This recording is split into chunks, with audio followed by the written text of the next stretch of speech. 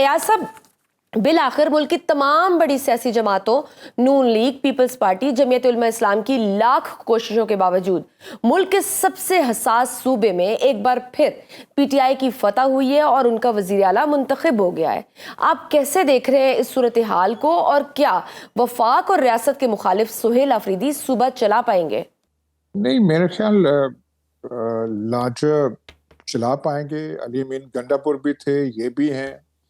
अगर खामखा की जो एक hard line position chief minister साहब को भी नहीं लेनी चाहिए। जैसे उन्होंने अपने शुरू की तकरीर में कहा कि मैं ये कर दूंगा, फलाने कानून हटा देंगे, फलाने कर देंगे, ऐसी बातों से इज्तनाब करना चाहिए। और ये जो इश्तियाल अंगेजी जो कई वफाकी वज़रा फैला रहे थे कि ये तालिबान के हिमायती हैं, फलाने हैं, इससे भी इज्तनाब करना चाहिए। और दोनों फरीकैन को समझना चाहिए कि मेन चीज जी चीफ मिनिस्टर सरहद या केपीके का इंतखाब नहीं है। मेन चीज जो है, जो तालिबान से लड़ाई जो ये झड़पें शुरू हो गई हैं, इसकी तरफ ध्यान देखना चाहिए।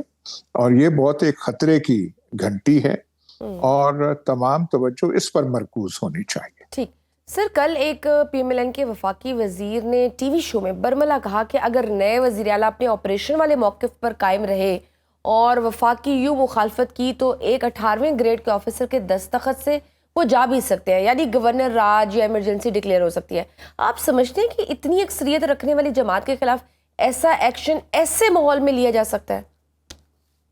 ये बात नहीं है। मैंने आपसे पहले जो शुरू में कहा कि ऐसी बयानबाजी से, इज्तनाब करना चाहिए और गुफ्तगू से परहेज करनी चाहिए। यहाँ तो लगता है कि वफाकी वज़रा जो हैं कई, उनके पास और कोई काम ही नहीं है सिवाय शाम को किसी टीवी चैनल पे आ जाना और वहां पे बोलते रहना। जितने फारग हमारे वफाकी वजीर क्या लगते हैं, इतने किसी और मुल्क में आपको नहीं मिलेंगे। अब एक आध वजीर हैं, वो रोज आए होते हैं टीवी चैनल पे जी। और बोली जाती है जो उन्हें चीजें नहीं कहनी चाहिए, जो उन्हें अल्फाज का चुनाव एहतियात से करना चाहिए, नहीं कर पाते। भड़कें, धमकियां, कभी हिंदुस्तान को, कभी किसी और को। भाई ऐसे नहीं करते। रेस्पॉन्सिबल एटीट्यूड, जिम्मेदार एटीट्यूड होना चाहिए। भाई इतने यहाँ पे तालिबान से हालात कितने खराब हो गए, अफगानिस्तान से कितने हालात खराब हो गए हैं, और आप ऐसे बचकाना, एडोलेसेंट, जुवेनाइल किस्म के बयानात दे रहे हैं। थोड़े होश के नाखून संभालने चाहिए। बिल्कुल, जैसे मैंने कहा, मौका है, के जो चीफ मिनिस्टर डेजिग्नेट है, इलेक्ट जो है, उनको भी अपनी पहली स्पीच में वो लहजा अख्तियार नहीं करना चाहिए। जी, जो स्टिफनेस नजर आई है, बिल्कुल। लेकिन फिर सर, असल मामला तो फिर अफगानिस्तान के मामले पर ऑपरेशन का है ना।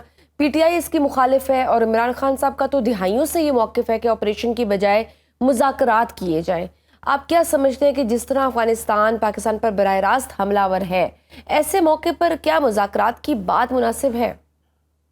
नहीं, मुज़ाकरात की तो अब बात नहीं रही ना। We must understand what the situation is. अब तो बात ऑपरेशन से ज्यादा जा चुकी है ना। बिल्कुल। ऑपरेशन तो आप करते अपने मुल्क में, बजाउड़ में या कुरम में या वजीरिस्तान में, टीटीपी के अनासर अगर हम कहते हैं वहां पे, उनके खिलाफ करते। अब तो बराह रास्त जो है झड़प, जो एंगेजमेंट्स हो रही है, वो पाकिस्तान और अफगानिस्तान के दरमियान। इसमें इसको कुछ संभालने की कोशिश करनी चाहिए ना। ऑपरेशन तो पीछे रह जाता है, मुज़ाकरात वाली बात तो पीछे रह जाती है।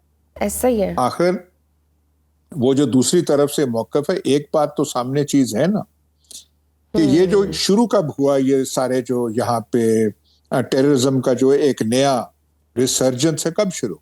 2-2.5 साल पहले शुरू। उससे पहले तो 4 साल अमन था। तो एकदम कैसे खराब? लेकिन उसके बारे में कोई सोचने के लिए तैयार नहीं है।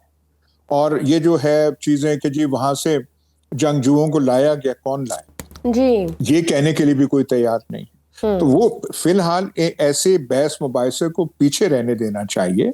अब तो ये बात है कि ये जो हालात खराब हो गए अफगानिस्तान के साथ, उसको डिफ्यूज करने की कोशिश करनी चाहिए।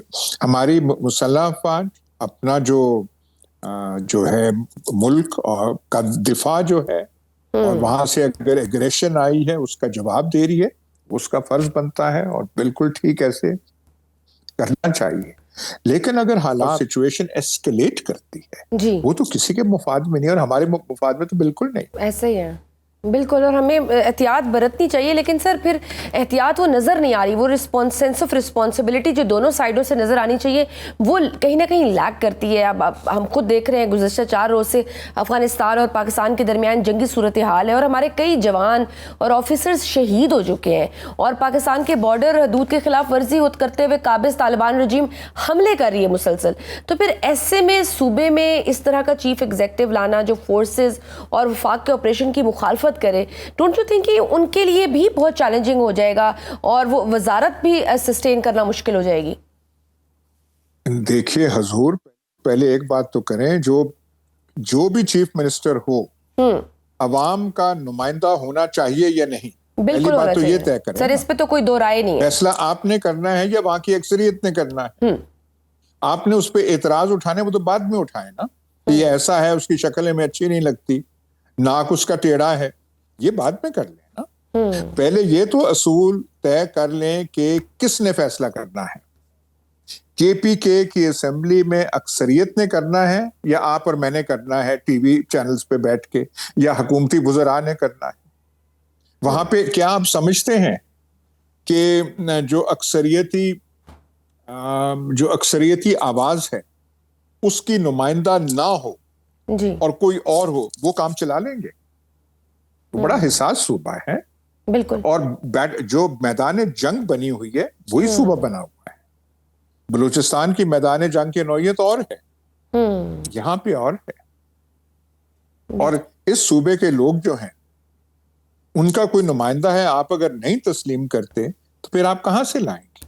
तो बहरहाल मामला चीफ मिनिस्टर और फेडरल गवर्नमेंट ने चलाने हैं जी और एस्टैब्लिशमेंट ने चलाने हैं, क्योंकि वो जो जंगी महाज पे जो सरगर्दा हैं वो हमारी फौज है, जवान हैं, हमारे अफसर हैं, और ये कोई पटाखे नहीं चल रहे, लोग मर रहे हैं, कैजुअल्टीज हुई हैं। बिल्कुल।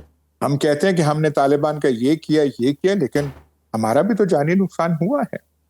तो ये सारों ने मिलके इस सूरत, और ये छोटी मोटी ये जो है लेग पुलिंग, और इससे प्लीज मैं जैसे पहले भी कह चुका हूं, परहेज कि मुत्तहिद होने का टाइम है। बिल्कुल सही सर।